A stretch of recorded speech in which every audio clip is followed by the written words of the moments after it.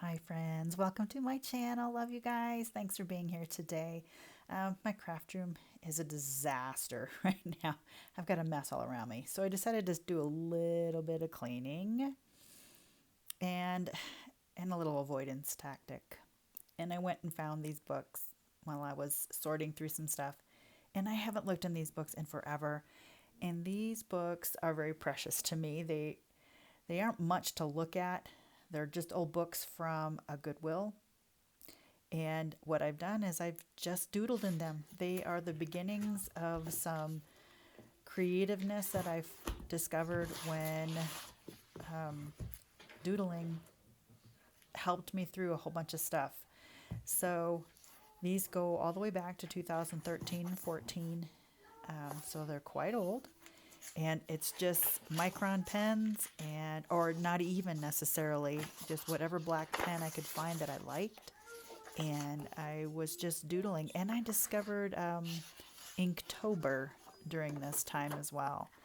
And I'd been looking on Instagram and Pinterest for different artists that did doodling. Peter Draws was a big influence at that time, and there was just so many other people that I was looking through, and I did give some of these titles, and they'll be on those little strips of paper.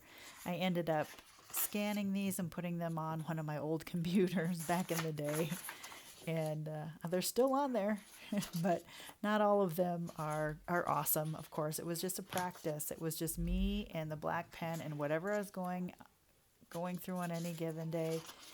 The black ink just released any tension and any stress onto the paper and in designs, and it was just really freeing, very liberating. And there were so many people to watch and look at, and some of these are awesome. I really like that one. Yeah, it looks like a hand of God holding up that tree. Anyway, so I'm going through these. I thought I'd share it with you guys. It's something that I haven't looked at in forever, and it's part of my creative history. It's part of where I have come from. I like this one too. And it's still part of where I am today. It is, I did so much drawing during that time. Yeah. And I needed to, because there were days when that was the only sane thing going on in my life. I worked at a school, and there in an elementary school at that. I was in kindergarten, and I worked in the other classrooms too, in some of the upper grades. And some of those days were just really stressful, and you can kind of see it in my drawings. Yeah, I was dealing with panic attacks, and drawing really helped. Um, so did a few low med drugs, but I avoided that as much as I could. That's one of my favorites. Yeah, I was just doing some cleanup, and I came across these, and I thought I'd share them with you. Just these old, that was just a squiggle to start with, and then I just went from there. And yeah, just these old books, and I don't think I've shown them to anybody. There's some of my pictures, some of these um, creations are on Instagram and on my Pinterest feed um, at hashtag Liz Huey Draws, if you want to look through that. But most of them are just getting out stress on any given day. Yeah. And it's funny too, because I can remember how I felt when I was doing some of these. I remember in the evenings, it was my husband was asleep in bed. My brain was still wide awake. I had my little pen light, and I had my black pens and this book, and I was drawing in bed till 2 or 3 in the morning. And no, that's not good for when you have to get up in 2 hours and go to work with little kids. But I just remember it being such a calming time. And then I was listening to some soothing music too. And I was drawing all the time. It was almost like an obsession. Every day I had to draw. If I didn't draw, it would just it's almost like now in creative, if I don't create every day, there's something missing. It's like I don't feel fulfilled. There's something that it's necessary for my brain. So, yeah, it's just looking through these two. I just remember myself almost on a cocoon drawing some of these. And I added some color on that one. Yeah. Just some goofiness. Left-handed stuff, too. I tried a little bit of that before I knew that it strengthened both sides of the brain, just to see what it would do. And I was kind of fed up with the word doodle. I kind of wanted to call it black line drawing or something else because the word doodle just didn't quite fit for me. But that's what that's the universal word for what this all is doodling. But it was black line drawing, mostly black lines. I experimented a little with other colors, but I always come back to the black line. That was a bad day. That was a bad day. Yeah, but this book got full and I needed another book. So off to Goodwill I go and I get this other Becoming journal and I start filling that one up. Yeah, it's just, man, I don't know. It was just blank enough that I could, when you pay 50 cents for something, let's just do that. So this was 2015, 2016. And I've got a new bunch of Micron pens, yay, in January of that month, or that year. And yeah, let's not do shading. Let's skip the shading. And that was not my idea on the left there.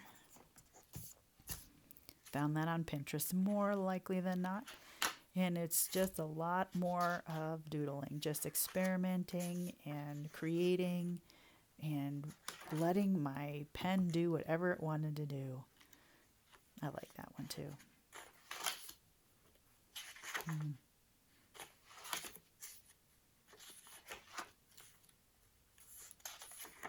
this book had sayings in the middle of things, so I covered them up because I did do, like I said, I scanned these and some of them and put them on a computer. And another thing that happened too while I was doing all of this, as a fifth grade teacher in the school I was working at, kind of discovered what I was doing. And she said, well, you know what? Let's have you be the artist in residence for our art walk that we're going to do in this particular year. Every other year we switch out. We had an art walk one year where all the classrooms did some sort of art project for a week. And the other year we would have like an international studies kind of a thing, a cultural fair, if you will. And this year happened to be the art week. So she said, will you be our artist in residence and teach us how to doodle? And I looked online and I found some really cool activities for this 4th, 5th grade. It was a mixed class, 4th and 5th grade class to do. And so I did some of my own doodles and I showed them. I did a little presentation one afternoon, just a little 15-minute thing in their class. And I'd go in a few minutes every day for that week and we would just doodle and play. And it was just so much fun. We had a really good time and some kids really took off with it and they enjoyed it a lot. So I was happy to be part of their learning process for doodling. And the best thing about it is there's no rules. I emphasized that as much as I could. And I think they enjoyed it. They had a lot of fun. Oh, this on the left is kind of what was going on with this bag. I think I just had it out and I wanted to draw. What is it going to be? So I just used this as inspiration. So it sort of looks like that, kind of. I could see that being a repeat pattern on something. And anyway, back to the artist in residence. Yeah, we had a really good time, and I was in a position to share something that meant something to me. So as far as being creative is concerned, I thought that, and it made me feel kind of special because I was just doodling, but it came to her attention and she's like, yeah, come be our artist in residence and let's see what we can do. So we had a really good time. That was fun. And this one is just crazy. It's like a horse, but it was just a squiggle to start with. And yes, just hearts. And where these things ended up, it didn't really matter.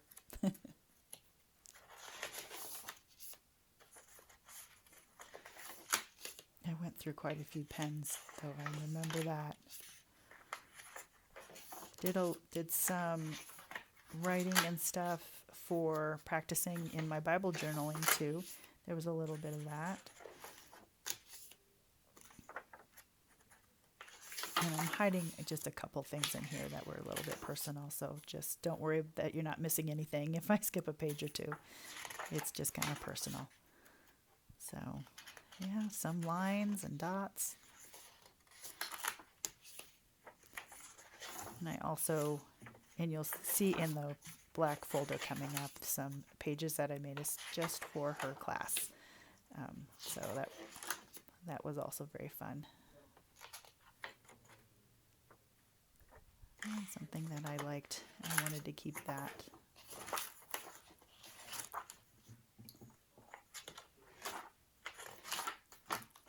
And I made something with that saying too. And then I put it on something else. So I was practicing my writing on that. And that's all for that book. So I've got some pages I can use for something else I didn't realize. Well, there you go. So in this folder is super old because that was when my daughter was in high school. This particular doodle is from when I was in middle school and high school, and I just kept that one around. This is something fun that I made for that class. Several of these are. There's more, but these are the ones that I somehow don't know where all the rest of them went, but I do have more. But these were the ones that they were able to color at however they wanted, and they turned out really nice. I'll show you a picture of them here in a sec.